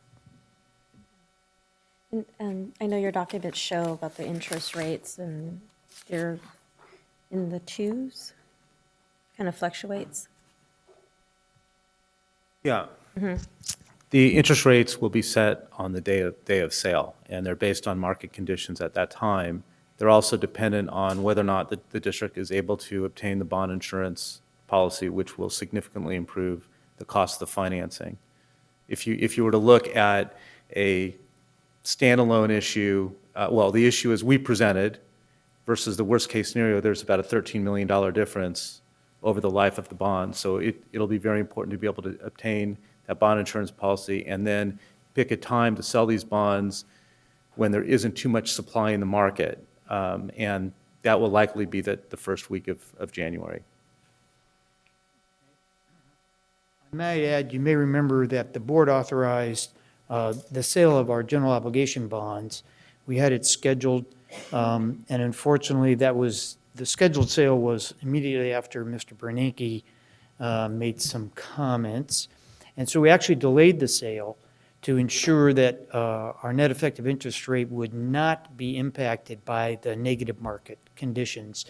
And that's done as a joint conference call between the entire finance team and the underwriters, who are obviously, that's their business to keep evaluating the market. And I think it was a good decision. It was an informed decision based on the skill set of all involved. And obviously, that's part of our responsibility to ensure that we're watching those trends and getting the best. We're not trying to guess the market. We're trying to ensure that we're going in at an appropriate time. No further questions. Thank you for your time. Vice President Wu. Thank you, President Cuneo. So, to summarize, we are moving from these certificates of participation to bonding in order to take advantage of the low interest rates today, because we know that we'll be faced, at least with the 2001, I think, COP, a rising interest, because that's a variable. So we'll be fixing for ourselves what our future payments will be, and so we have knowledge of what each year's payments will be, and we're actually shaving the top off of it. So we'll be saving money in the future so that we can be spending it on children. Yes, sir. Okay. So my other question is, particularly slide 17, refers to qualifying for bond insurance. So what pressures would prevent the district from qualifying for bond insurance? Bond insurance is really dependent on a private company's willingness to ensure the district's willingness and ability to make their scheduled payments on their lease revenue bonds. So they will be looking at the district's financial condition and determining if they're willing to accept that risk, in exchange for, a payment. In this case, approximately $900,000 when you look at the bond insurance and the surety bond. Well, doesn't insurance, though, depend upon the relative risks? So the cost of the premium will just be higher, I imagine, if it is perceived that the risk is greater. That is true, but there is no guarantee that a bond insurer would write a policy under any conditions. So, for example,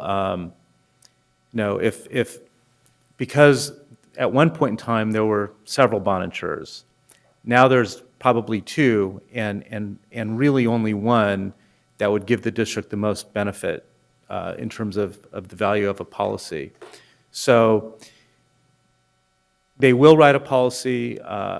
We believe they will write a policy, but they're not obligated to. They did insure a portion of the district's 2013 general obligation bonds paid by taxes and not the district's general fund. So it's still something that needs to be negotiated with them, and we don't know what the premium is, but they could certainly decide at any premium not to qualify the district for bond insurance. And so what's your best guess at the likelihood that we will get bond insurance? I'm fairly confident that that will happen, but it's by no means is it guaranteed. We've worked extremely hard to put together a crisp package that will help the district achieve fiscal stability over time and doing it in the most cost-effective way we know how. Mr. Forrest and the district are extremely transparent with the financials.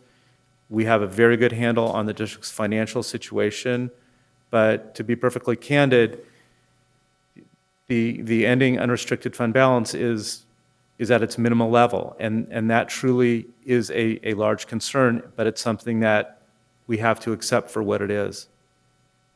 So would it then, would it be prudent to then delay this decision for a year, thinking that our ending fund balance is going to be much greater?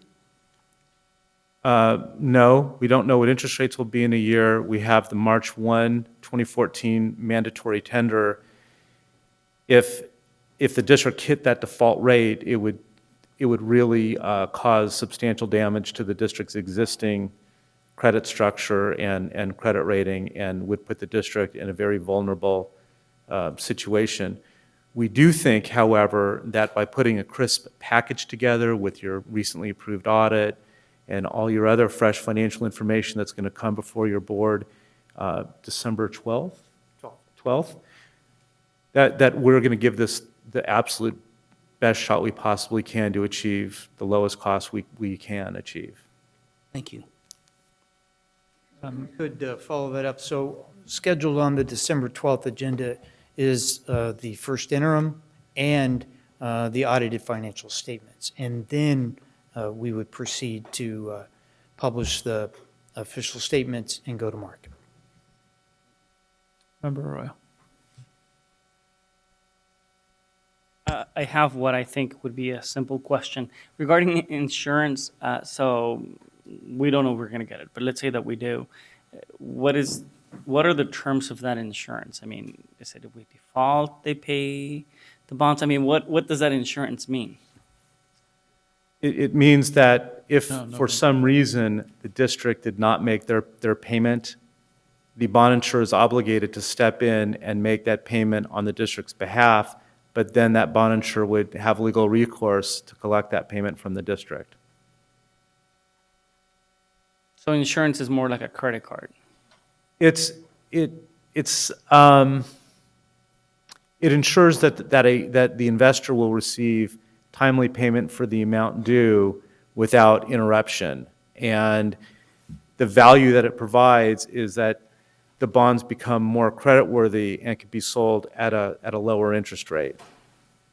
Got it. Okay, I'm clear. Thank you. Member Rodriguez. I think to help you out with that and put it in layman's terms, it's like when the first-time home buyer buys their house and they have MIP, mortgage insurance premium on there. So if you've seen that on your home loan, yeah, okay. So I just had one question that I did want to ask about the bond insurance. It was good that Member Wu asked about bond insurance because I forgot, and I was looking through the packet. At what point do we know that we're insurable? Before we go out to sale, or when we, after we've decided that we want to go and be a JPA? We start the process after tonight's meeting. Essentially, we have documents that are in pretty good condition. We have all our financial statements. We're ready to submit our package. There's about a 2 or 3 week review period when we know that we've actually been approved. But that occurs before the bonds are priced and before we put our official statement, our preliminary official statement, our offering document together. So, because we'd like to submit that preliminary official statement to investors with that bond insurance credit rating on it and name on it. Right. So we'll know. JPA before we go out to get the insurance. So we will know that we're insured and at what rate we're going to get before that December 12th, before we have to vote on the item, more or less. Possibly. We should know before December 12th. That's what we're working for. Yeah. All right, thank you. Thank you. Seeing no other comment, we'll move on. Thank you for the presentation. Item 11.2, Sacramento City Schools Joint Powers Financing Authority Resolutions number 2765 and 2766, authorizing the Conflict of Interest Code and issuance of lease revenue refunding bonds to refund the district's 2001, 2011 certificates of participation. Mr. Forrest. Very quickly, this would be the first action of the newly formed Joint Powers Agency, and these are housekeeping items. You'll adopt a conflict of interest code and bylaws so that the agency can function in accordance with California law. And then the last action would be authorizing the issuance of the bonds that we've just talked about. Okay. Any board member have comments or questions given that? Seeing none. You guys around for 11.3 too? All right. making a night of it. 11.3, resolution number 2767, authorizing the issuance and sale of not to exceed $52 million of Sacramento City Unified School District general obligation refunding bonds and approving certain actions and documents in connection therewith. It's a conference action only, conference item only, sorry. Mr. Canforce. Yes, while the finance team is assembled, we took a look at our existing general obligation outstanding debt, and was there any opportunity to refinance for savings? There is this issue, and Ms. Domenico will provide it. This is a lot less complicated than what you just went through, and I think you're all very familiar with general obligation bonds. So I won't spend a lot of time, but I want to make sure that all your questions are addressed and that you're aware of actually a pretty good opportunity. Just briefly, we're just going to go through some background about the bonds. These are a refinance of the Measure I general obligation bonds. So last time we were here, we were talking about the issuance of Q&R bonds. We're referring to Measure I general obligation bonds now from the Series 2005. There is a refinance opportunity, and we'll talk about the next steps that would be part of your November 21st board packet. In November of 2002, the district voters approved Measure I. It was a $225 million bond measure. About $80 million worth of bonds was issued in 2005. Those are the bonds that we're talking about today. They allow for prepayment prior to maturity, and currently, we already talked about pretty low interest rates. We want to take advantage of that opportunity. But unlike the revenue bonds and COPs we were just talking about, this savings is not general fund savings. This is actually savings for the district's taxpayers. And I want to be very clear to differentiate that. The district's not going to see any additional money. The district's budget isn't going to have any relief. But the district's taxpayers repay these bonds from on their annual tax bills. That's where the savings would occur. It would be a reduction overall from what the taxpayers pay. Overall, there's about 71 million of these bonds outstanding. But when we look at the various maturities, the district isn't really able to achieve an appropriate level of savings on the entire 71 million. What we want to say is we're picking and choosing the various maturities, and I'll show you that in one moment, where you can achieve either 3% savings or 50% escrow efficiency. Now, what's escrow efficiency? That's a calculation that takes into consideration the savings, and it's offset by any loss due to what's called negative arbitrage. Negative arbitrage is we're going to be advance refunding. We're going to be borrowing money today. It's going to be sitting in an escrow account earning interest, but it would be offset by any additional borrowing costs. So you're actually losing money on the amount of time that those bonds are sitting in this escrow account. So we want to reduce that negative arbitrage and not refinance those bonds that would have kind of negative savings. So we are picking and choosing the bonds to be refinanced. This chart looks kind of complicated, but let me walk you through it. There are several maturities for these outstanding bonds. We're looking here at, you can see at the top, the maturities range from about 2017 to 2023. You've got in the orange area and the yellow area, you have maturities ranging from about 2016 and 2024, 25, 26. And in the white area, you have the later maturities. This is scaled based on the escrow efficiency of all of the outstanding maturities. We are picking and choosing those bonds that have at least 50% escrow efficiency or 3% savings. And our recommendation to you is that we would refinance only the bonds maturing from 2016 to 2024, leaving the remaining bonds outstanding until there's a better opportunity for savings. However, the documents are going to authorize a not-to-exceed amount of $50 million. $50 million exceeds what we're recommending to be refinanced at this time. That's based on the current interest rate conditions. At the time of the actual sale of the bonds, when we know what the interest rate market is, we will do this same ratio, look at these same parameters, and say, well, maybe 20 million of these bonds should be refinanced, or perhaps 40 million of these bonds should be refinanced, and we'll make a recommendation based on how you can achieve the best savings for your taxpayers. What we're looking at right now is about $172,000 of savings a year. It's about savings about 1.7 million over the life of the bonds. That's a savings of about 5.1%.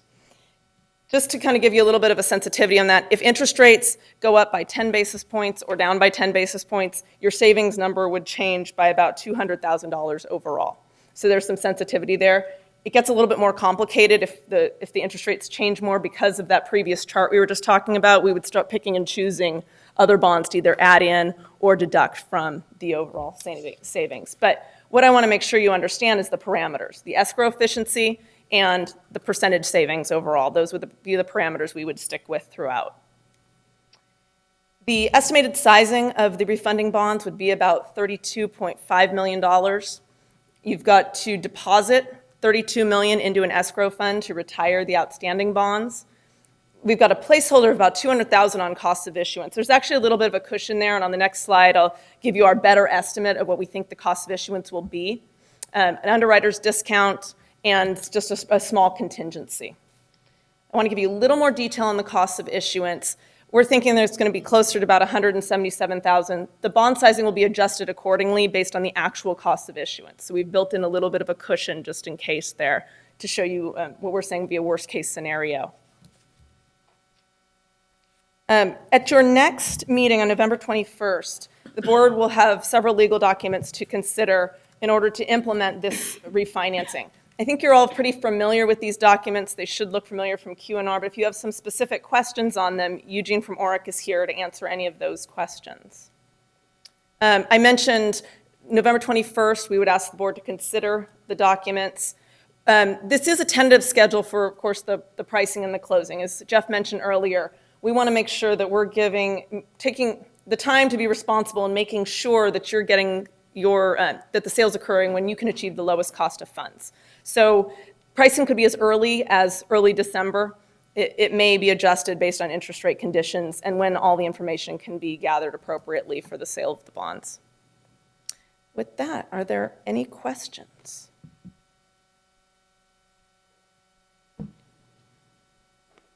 Member Rodriguez. Why am I always the one? Why am I always the one? Maybe I'll say something and somebody else will go, yeah. So yes, this is something that we're going to relieve our taxpayers, our property owners, basically, that pay property taxes. So, and I correct me if I'm wrong, this was part of the original plan that you brought forward, am I wrong, about 5 months Right. ago? Yeah. So when we had that workshop, it's a great point. When we had that workshop, we told you we are going to continuously monitor the outstanding general obligation bonds and bring forward any opportunities for savings. We're already working on the COPs. The team's already mobilized, so you're actually getting some additional economies of scale because everybody's really working together already. The process is already going. We're already mobilized. So it's a little bit more efficient. It's more efficient working with staff because we're handling things at the same time. And so you're exactly right. We are monitoring this on an ongoing basis. An interest rate opportunity presented itself and a scheduling opportunity presented itself. What does this mean then for now Measures Q&R? I know we went out to the voters. We asked them to fund these or to be taxed at a certain percentage rate. So if we're lowering the tax rate that they're being charged on this bond, does it increase the tolerance level? Then we could go back out in the possible future to get more, or? So I look at it in a couple ways. Number one, it's really just being good stewards of taxpayer dollars. Because you have such a vast tax base, you have a very large tax base, the amount of savings that you're seeing every year is only going to be cents per 100,000. Each taxpayer is not going to see an overwhelming savings. So I don't know that it'll actually help their tolerance level. But I really think it shows that the district is being responsible and being proactive in trying to minimize the costs. So from that perspective, and I think it really helps if you're going to go forward with a future bond measure. Okay. With regards to Q&R, they have a separate tax rate authorization. They also have a separate tax rate promise that was made. Since this is from Measure I and that was from Q&R, they're really independent of each other. If we were going to do a refinance on Q&R, that might free up some additional room, but it doesn't really impact it just from a technical tax rate perspective in that scenario. Again, it's more being good stewards of the taxpayer dollars, making sure that they're paying the least amount possible. You're absolutely right on that. Thank you. Those were all my questions that I had. Thanks. No other comments or questions? Thank you, everyone, for your presentations tonight. We have item 11.4, the adoption of bidder pre-qualification process. It's a conference first reading item. It's Kathy Allen.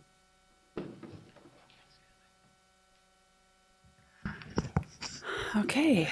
Well, good evening, President Cuneo, members of the board, and Superintendent Raymond. So tonight, we do have a little bit of a PowerPoint, I think. Okay. I bring for your consideration the first reading of a new pre-qualification process that will be required under Public Contract Code, Section 20111.6. So under current law, pre-qualification of contractors is voluntary. However, after January 1st of 2014, pre-qualification will be mandatory for certain contracts. This is as a result of AB 1565, signed by the governor on September 30th of 2012. The process will be required for all general contractors bidding on projects that exceed $1 million. It also will be required for mechanical, electrical, and plumbing contractors that will work on projects that are over $1 million as well. And then one thing that's particular to this code section is that it applies to districts who are currently or sometime in the future will be seeking state funds. So obviously all school districts in the state of California should be doing this. So under the pre-qualification process, contractors must demonstrate that they have certain criteria designed to assess their experience, their expertise, and their overall ability prior to bidding on any projects.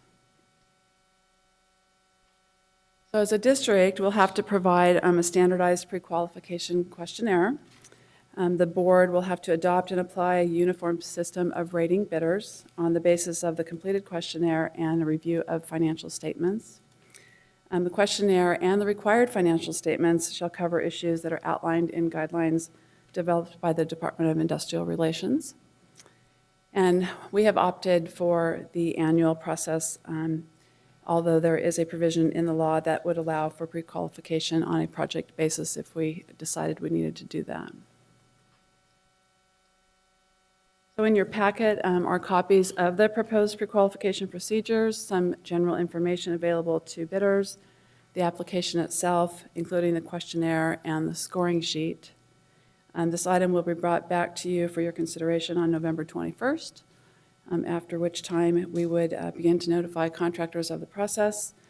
We hope to have applications due back to us by January 10th, and then notices to contractors out by February 1st. These dates may flex a bit depending on how many contractors, including, again, the mechanical, electrical, and plumbing contractors, turn in applications. That's kind of it on the big scale. So I'll be happy to try and answer questions, or if legal counsel might want to weigh in as well. Thank you. I appreciate the materials in the packet. And we have Member Rodriguez. Yes. We don't. Hi. Thank you, Ms. Allen. I just have one question on the change, because I didn't have the opportunity to read the assembly bill that was related to the changes. Are they going to not be looking for the cost, like the lowest cost or best? I think the other one is either by cost or best quality, I think it is, or health and safety. During the bidding process? Yeah. Well, it'll still be two separate things. So this is like an extra step to allow all these contractors to be able to actually bid on our work. So whereas before it was just, it was open to anybody, now we will actually have a pre-qualification process based on financial statements and experience that would allow them to bid on our projects. Oh, so this is an added layer to the bid process. That's the difference. Okay, thank you. That was the confusing part for me. Thank you for the presentation. Thank you. We have item 11.5 to approve the submission of a credential waiver application to the California Commission on Teacher Credentialing for 1 ROTC teacher and 2 CTE teacher credential waivers. Conference and action item. Mr. Ken Forst.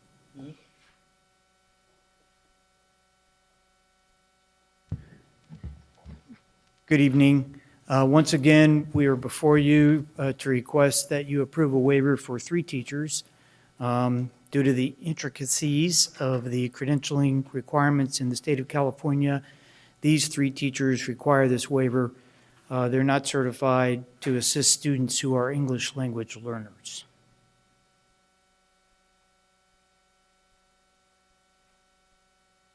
Seeing no public, I think we can safely say there's no public comment. No board comment. I will move from conference to action. Second by Member Arroyo. All those in favor? Aye. Opposed? Abstentions? We are now in action. We have a motion to approve the credential waiver application to the California Commission on Teacher Credentialing for the named teachers, 3 of them, by Vice President Wu, a second by Member Arroyo. All those in favor? Aye. Opposed? Abstentions? It has been approved. Thank you very much. Thank you. Item 12.0, business and financial information and reports. It has been received. 13.0, future board meeting dates and locations. November 13th, 2013 will be a closed session meeting with the Board of Education, and we have open session as well as closed session meetings on November 21st, 2013, 4:30 p.m. and 6:30 p.m. for the open session, and December 12th, 2013, 4:30 p.m. for the closed session, 6:30 p.m. for the open session, all here at the Cernus Center. Do we have a motion? Yeah, sure.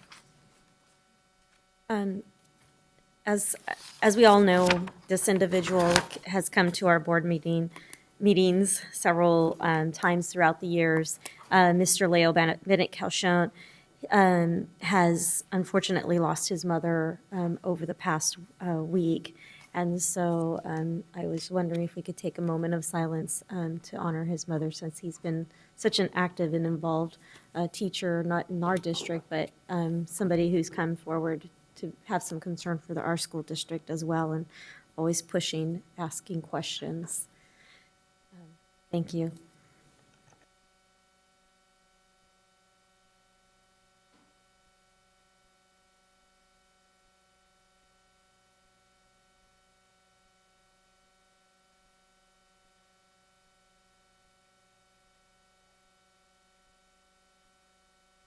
I'd like to motion to adjourn this meeting. A motion to adjourn by Student Member Kovalchuk, a second by Vice President Wu. All those in favor? Aye. Opposed? Abstentions? We are adjourned.